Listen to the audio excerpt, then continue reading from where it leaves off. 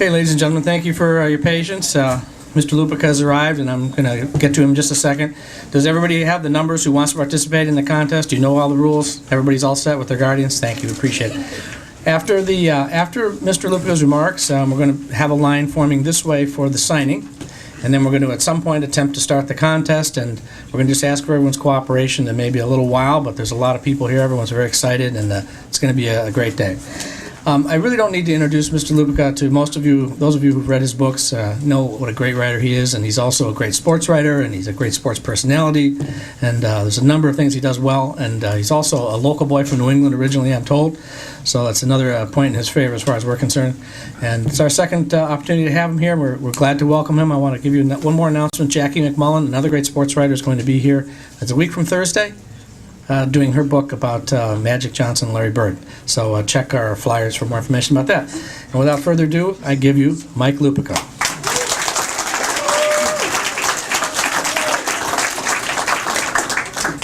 Thank you all for coming. I'm sorry I was a little late. I was just stopped and was signing at a gas station in Groton. Anytime I see what look like potential readers, I just begin throwing books out of the side of the car. I'm always reluctant to get a long introduction. My mom and dad are here tonight. They're sitting right here. Say hi, Mom and Dad.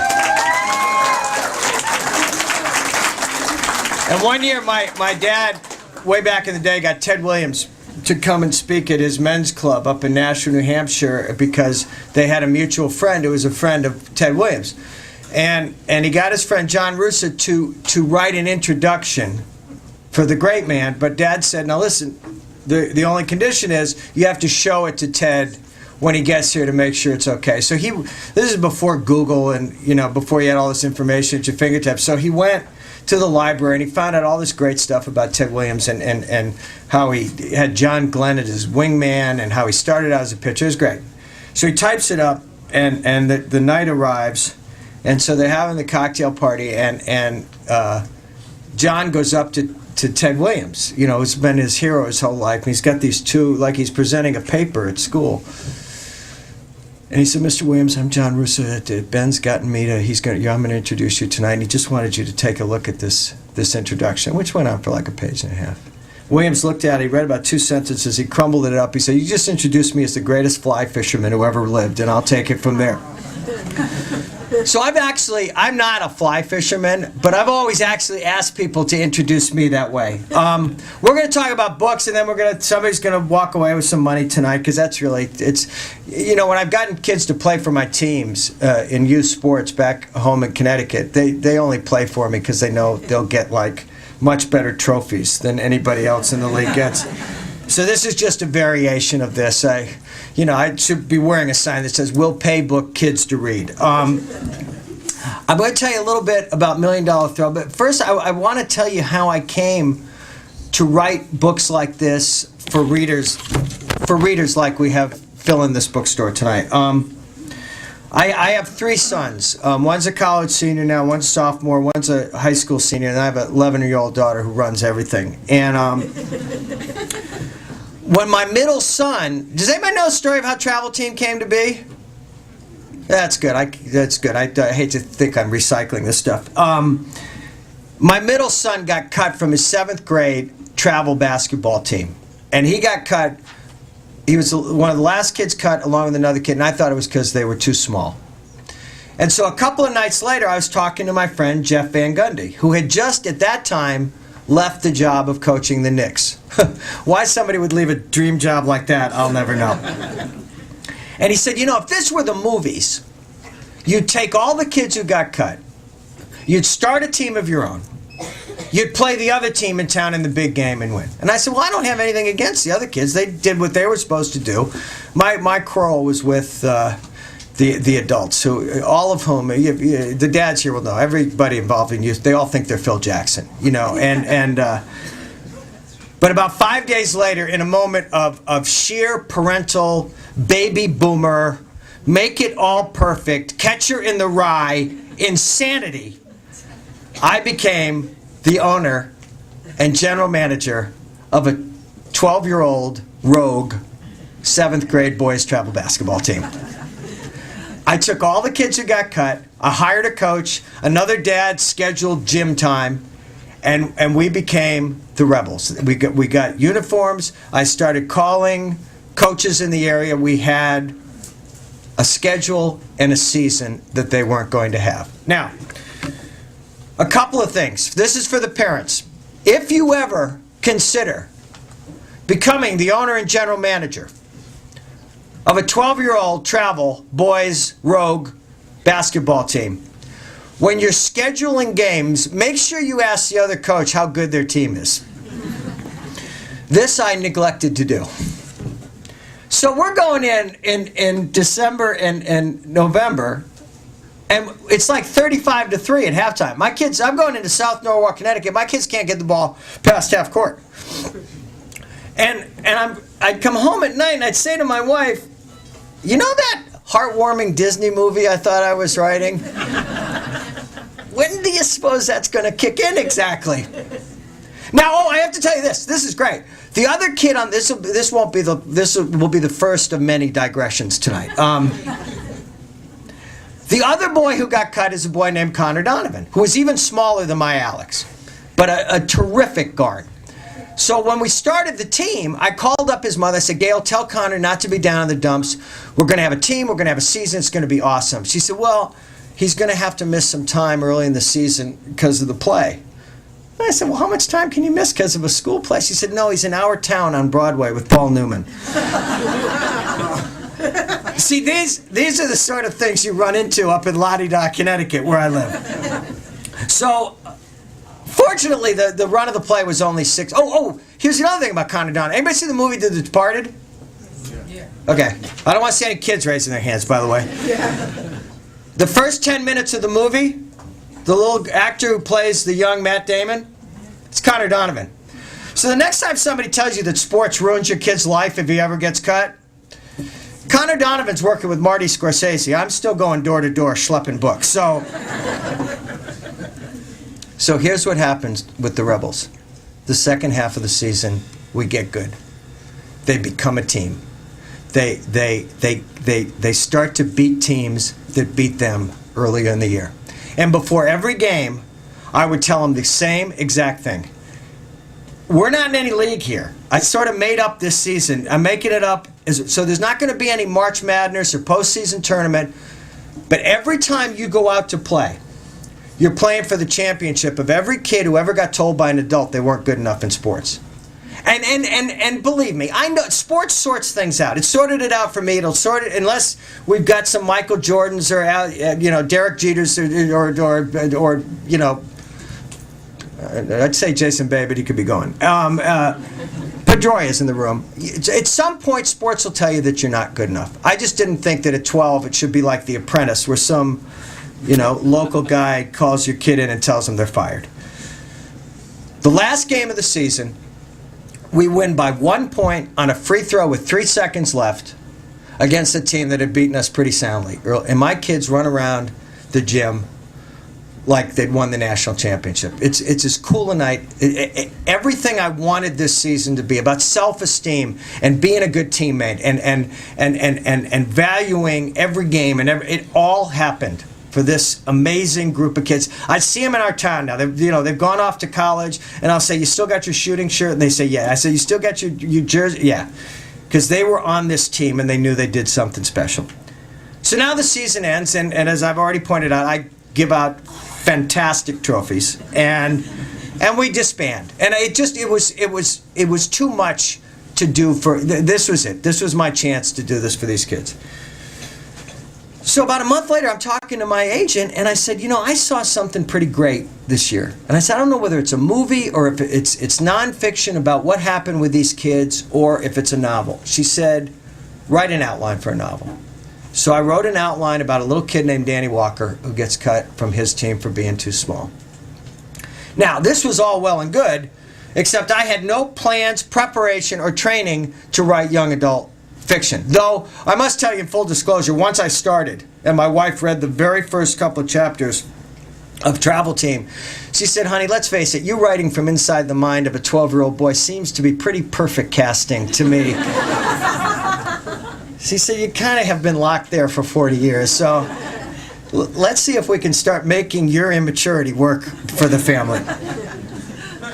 But now I got to write it. I have to actually write the book. I mean, it was exhilarating the book. The outline was sold in an afternoon to Michael Green, who's now my editor at Philomel for 10 books now.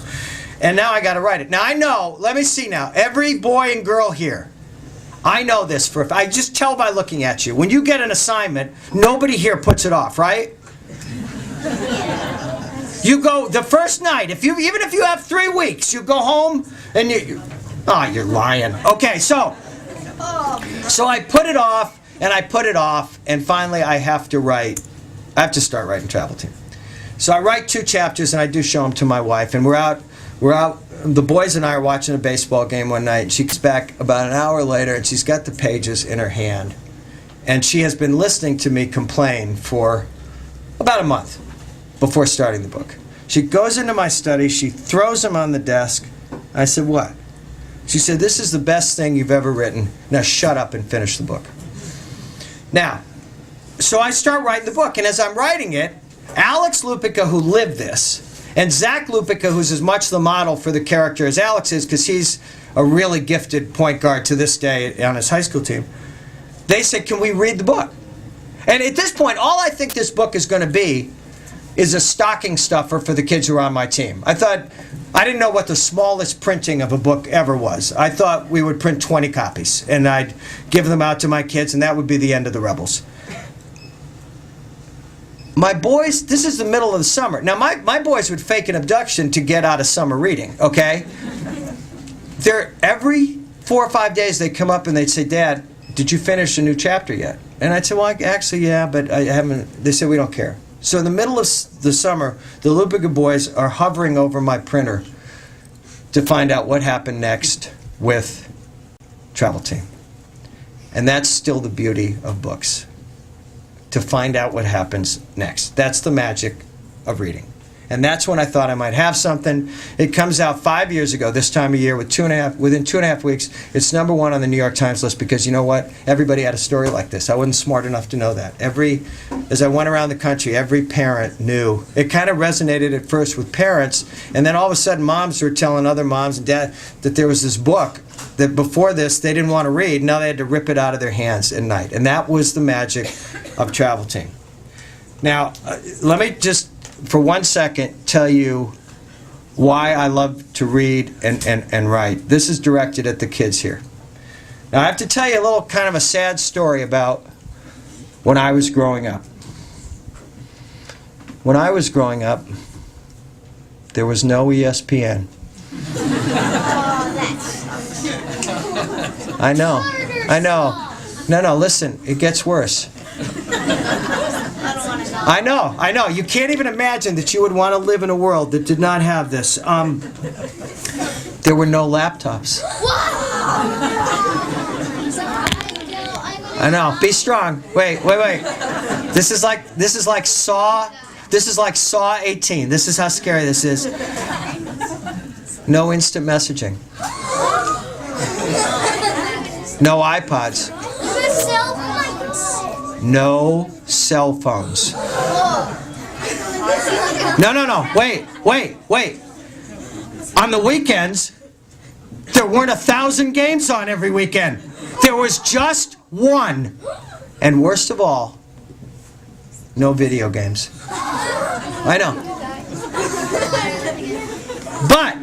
But, with all the things that I just did, for all the jokes that we just told, and for everything that I just said that could be a distraction for you all, were exactly the same.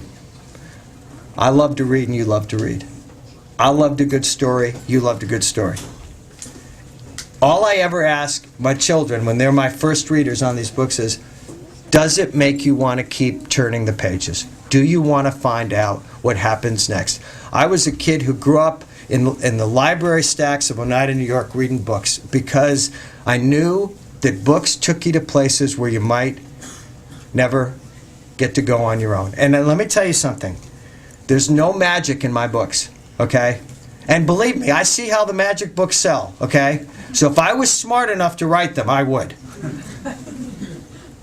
I'm seriously considering putting a vampire in center field in my next book. I want to have a backcourt for two kids fighting it out in the apocalypse. Then a dragon at second base, and a little wizard in glasses at shortstop. I'm not writing about those kinds of books. I'm writing about regular kids like are in this store tonight who are trying to do something great. They're trying to be great teammates. They're trying to be the best they can be in sports. They're trying to do something on a team that maybe they wouldn't have been able to do on their own. Bill Parcells once told me that the trick of coaching, he said, I got 40 guys. They all have different levels of talent, egos, backgrounds, intelligence, all that. But he said somehow you got to get them on the same page and convince them to sacrifice and work hard and maybe do something that they didn't think they could do. That's sports. Every team I've ever coached in youth sports, and I'm going to start wrapping up because I know I'll just yammer on. You're thinking, I want to go throw for money. Every team I've ever coached in youth sports, there's a point before the game, whether it was my daughter's soccer team, my son's basketball team, my son's baseball team, I would always say, turn around and look up in the stands. I said, look at all your parents up there. I said, not one of them wants to be up there. They all want to change places with you. They all want to be 12 or 13 or 11 or 10 or 9 and have a big game to play on a day like this. I've made my living in sports. I see how important sports is at the adult level, but it's just important at the youth level. And I tell kids this all the time. It's okay to want to win. It is. But there's more important stuff than that going on, okay? If you read my books, you know my main character is going to get knocked down at some point, okay? You just know. If you from page 1, if it looks nice on page 1, you know he's going to be asked to get through something. And I will say this to the boys and girls here especially tonight. Anybody can get knocked down. It requires no talent. It requires no genius or character or heart. Anybody can get knocked down. But it's how you get back up that's a measure of your character, your will, your talent, and your heart most of all. Those are the kind of kids that I write about. And the beauty of writing these books, and whenever I finish one, I've only written one of all these books. The only characters that I've ever brought back were, did anybody ever read Summerball? Which was, yeah, Summerball. That's the only one I ever brought back. That's all the guys and girls from Travel Team. So it's a new set of kids in every single book I write. And when I'm done, I'm sad. Because I've liked hanging around with them for 200 or 250 pages and seeing them come to life. And it's the magic of books holds to this day for me. I love as a writer to find out what's going to happen next.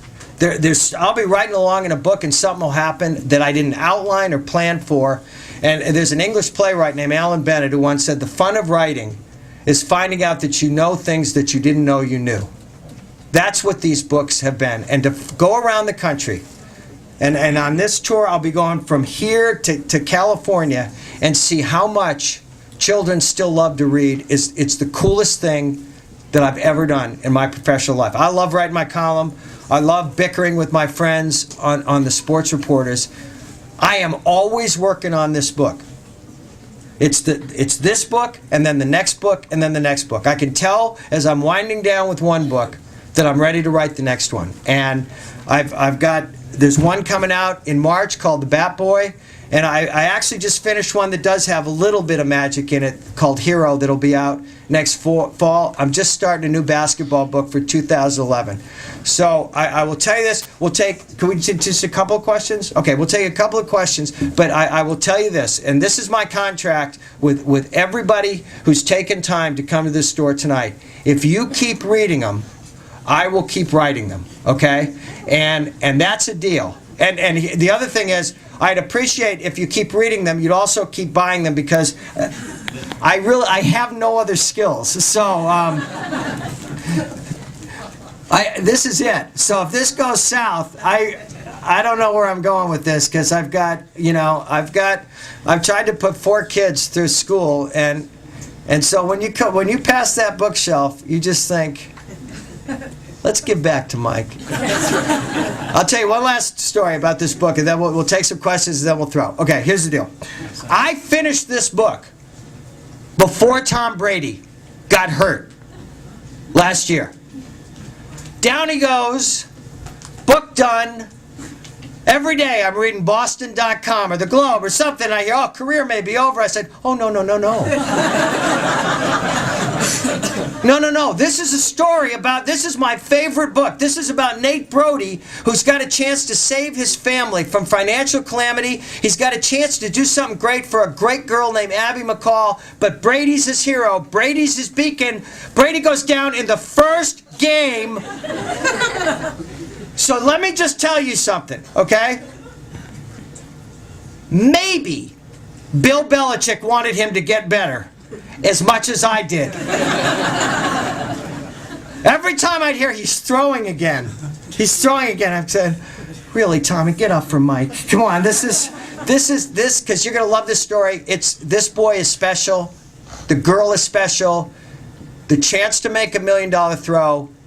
It comes with unforeseen strings attached, and I will tell you this. Everybody who goes out and tries to make this throw tonight, for one night and for a few moments, you're going to feel like you're the star character of one of my books. So we're going to have some fun tonight. Thank you very much for coming out here tonight.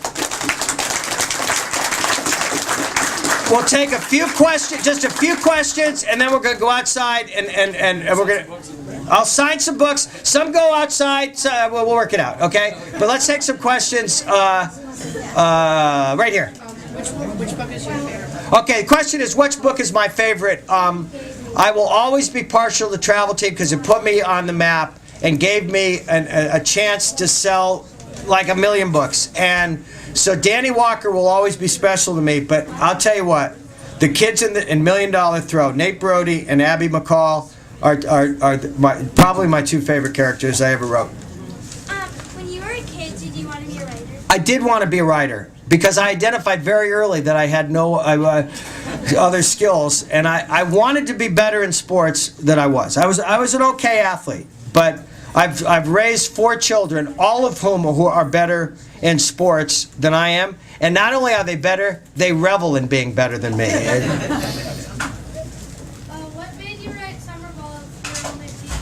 I'll tell you why. Because so many people asked me what happened to Danny's team at the end of Travel Team, and I felt I owed them the full story of what happened after they went off to play for the championship of all 12-year-olds in the country. I love to read. When I was always reading a book. My mom and dad will tell you I was always writing stories, mystery stories when I was like 10 years old that made me the main character. I used to read books about a guy named Chip Hilton, written by an old basketball coach named Claire B., and I didn't know how much those got into my heart and soul, but pretty much, I'm writing the same kinds of books that I wanted to read when I was little. Who inspired you? Who inspired me? Well, the same ones who my mom and dad did. Who do you think? No. My heroes were always my parents, and then it became writers, and then it became athletes. But I loved reading and I loved writing. I still do. Is Abby based on someone you actually know? Well, here's the deal. My daughter's going to turn 11 in 3 weeks, and if your daughter runs your life, it's imperative that I write good girl characters. So I pride myself. Molly in Miracle on 49th Street, Abby in this book.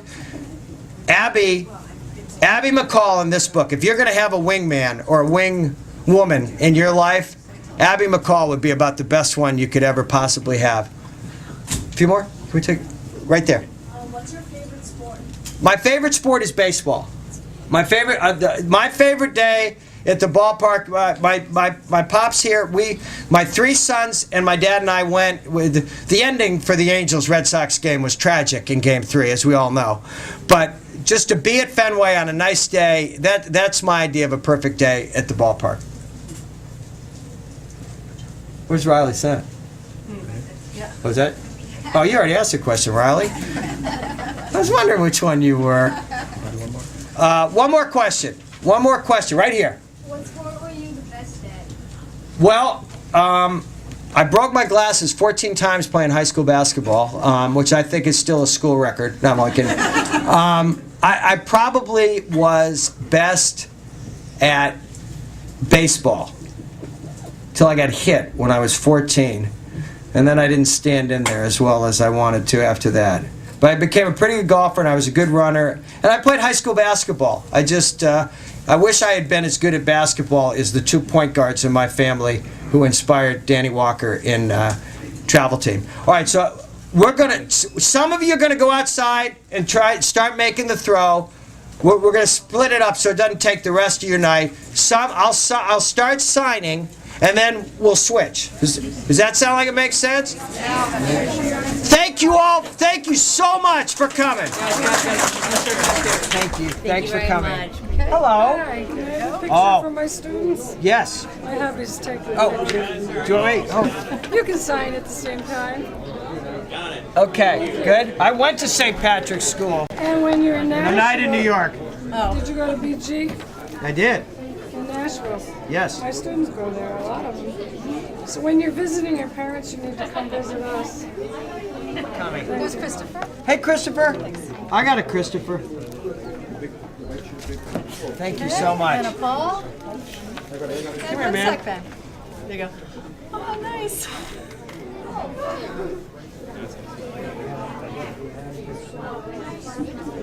R-I-C-S-H-I? How you doing, man? How old are you? You been reading these books? Since I paid for it, I should read it first, right?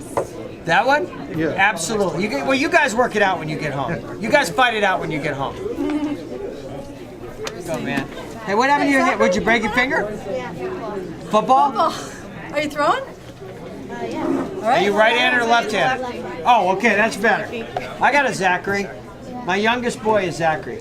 Do you know Kim? No, but we have the same agent. I think my books kind of made him want to write this kind of book. That's his uncle. He's good.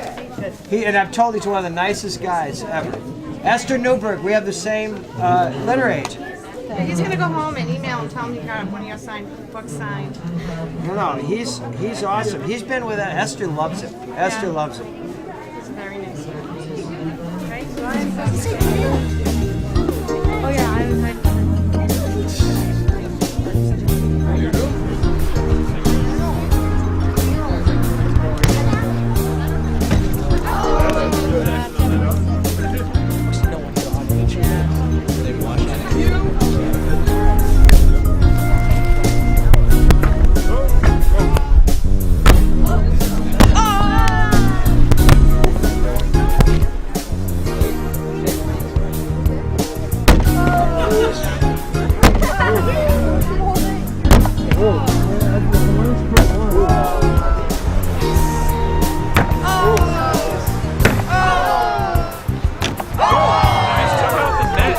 Out the net.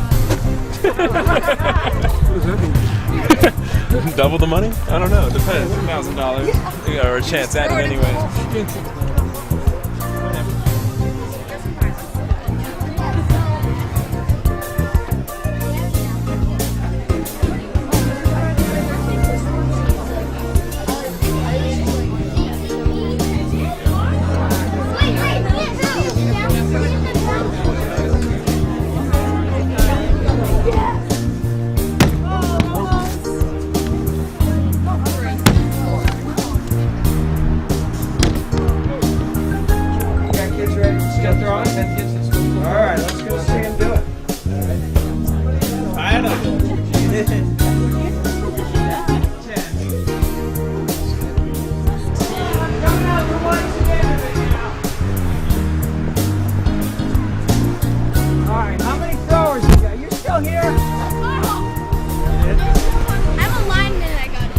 You're a lineman and you got it in? All right, who's got the throws left? Anyone who has a ticket, please line up. All right, now I'm here, so the pressure's really on. Oh, yeah. Oh.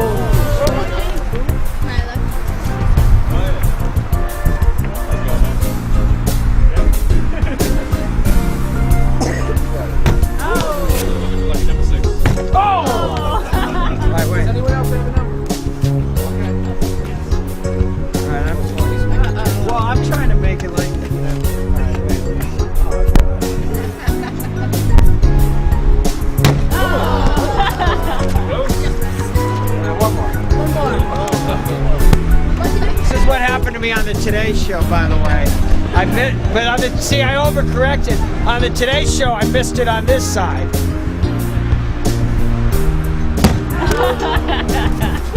Now I got to do this on Imus on Thursday. All right, where's everybody who made it? Where's the 5 guys who made it? Okay. All right, let me take a picture with them.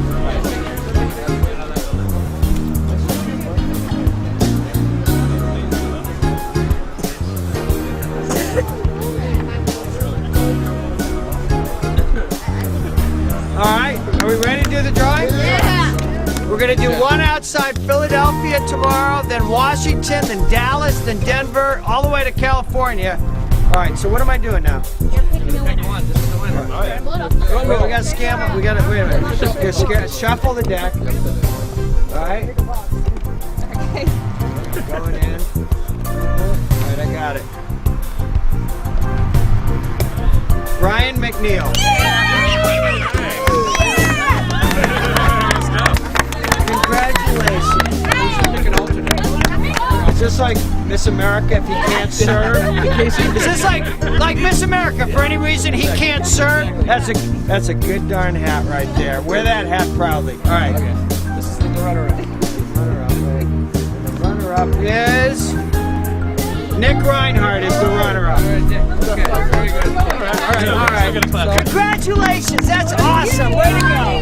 Hey, by the way, congratulations to everybody who made that throw. That is, you know what? I'm telling you, for a second there, you knew what it was like to be great. So I'm proud of all of you, okay? Thank you so much for coming out. Hey, Brian, hold on to that, okay? How old are you, 9? God. I was about 27 before I made $1,000 out of sports. Spent it a week ago.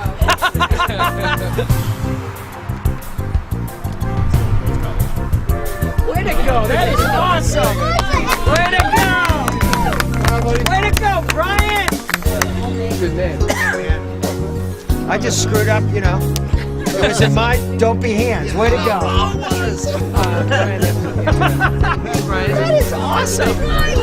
Yeah. I'm gonna really get into it. $50. I get to do this again tomorrow night. Westchester, Pennsylvania. Oh, that's fantastic. That was so much fun. Thank you so much. Oh man, that is Easier the second cool time. as that. Thank you so much. I'll see you in March, Lucky. The Bat Boy, okay? Drive home safely.